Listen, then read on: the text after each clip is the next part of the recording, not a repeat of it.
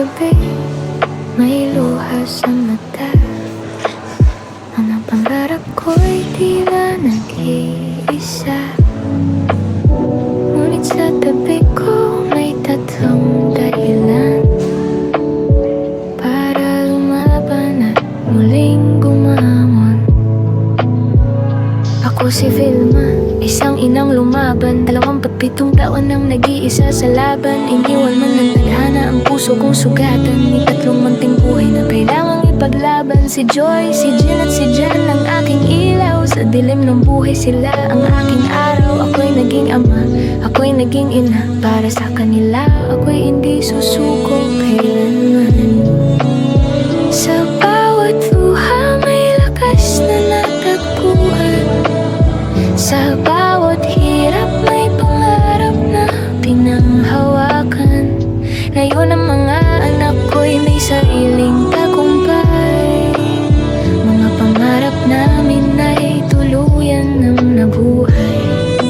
At sa bawat ngiti ng aking mga apo, pagod ng puso ko'y nawawala bigla. Sa puso, ito ang gantimpala ng isang inang di sumuko. Mga gabing walang tulog at pagod na katawan. Mga panahong halos mawalan na ng pag-asa. Ngunit ang pag-ibig ng ina ay walang hanggan. Kahit bagyo'y kayang lampasan.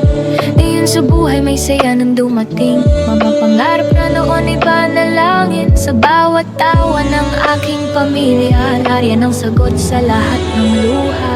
Kung babalik man ang lahat ng kahapon, pipiliin ko pa rin ang landas na iyon. Dahil sa dulo ng bawat paghihirap, nariyan ang pag-ibig na walang kapantay.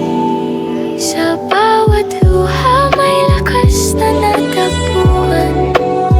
Sa bawat sugat may pag-asang sumilay. Ang buhay kong minsang puno ng kalungkutan, ngayon ay awit ng tagumpay at pagmamahal.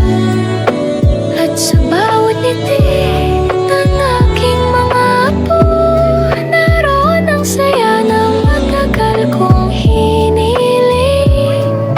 Ako'y isang ina na lumaban sa mundo. At sa wakas, natagpuan ang aking himig.